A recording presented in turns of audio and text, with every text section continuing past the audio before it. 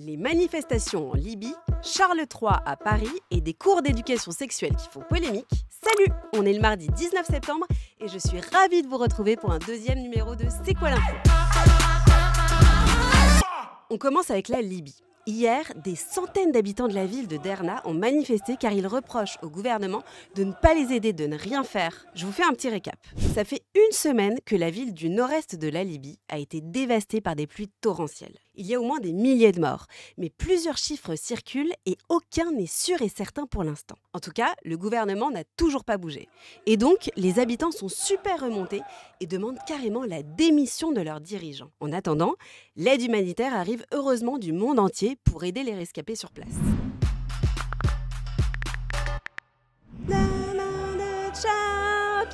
Ça vous dit quelque chose ou pas? C'est la Ligue des Champions, ou Champions League pour les bilingues. Et le PSG retrouve l'équipe allemande Dortmund ce soir au Parc des Princes. Ça va être très chaud. Mais pour ce match, l'équipe est au complet, donc clairement, on a nos chances. Ici, c'est Paris!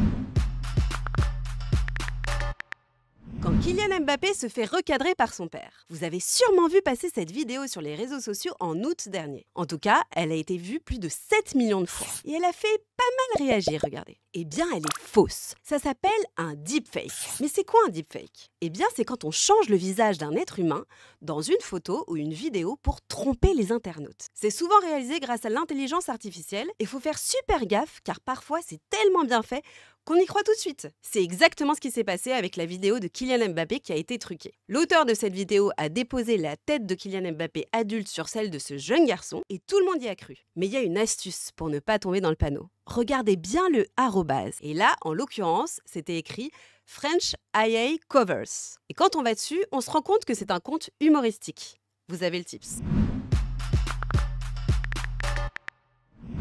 Il s'appelle Evras et il fait méga polémique en Belgique. C'est le programme d'éducation à la vie relationnelle, affective et sexuelle. Bon, en gros, c'est un cours d'éducation sexuelle. Il est destiné aux élèves du CM2 à la seconde et c'est que 2 heures par an. En soi, l'idée est géniale.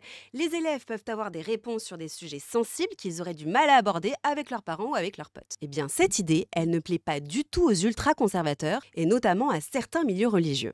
Ils appellent d'ailleurs à manifester. Dimanche dernier, 1500 personnes se sont réunies contre la loi à Bruxelles. Mais là, ça a complètement dégénéré depuis la rentrée. De fausses informations ont circulé, plusieurs écoles ont été taguées et il y a même eu des départs de feu dans certaines d'entre elles. Le gouvernement belge tente de rassurer les parents.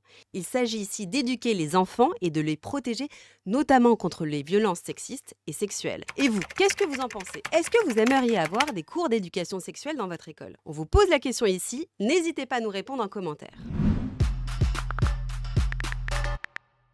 God Save the King! Le nouveau roi Charles III et son épouse Camilla débarquent à Paris demain. Au programme, l'Élysée, la visite de Notre-Dame ou encore le musée d'histoire naturelle. Ils ont prévu de passer 3 jours en France, l'occasion pour Emmanuel et Brigitte Macron de préparer leur séjour comme il se doit. Cet événement va être millimétré. Notre spécialiste du sujet, j'ai nommé le génial Stéphane Bern, vous explique le protocole, regardez. Je pense que le protocole est en train de changer.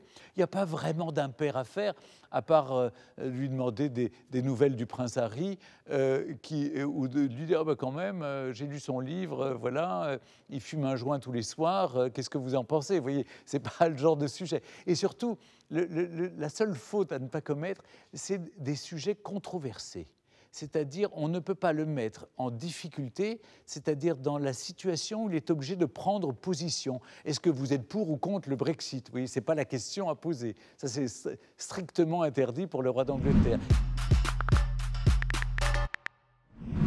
Hier, Nasser vous a parlé du mix des émojis.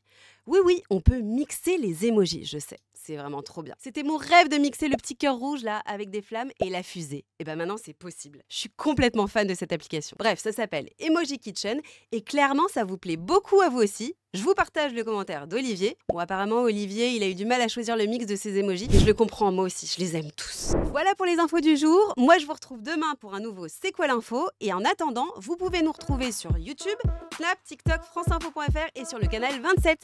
Salut! C'est bon là? Je crois qu'on a tout.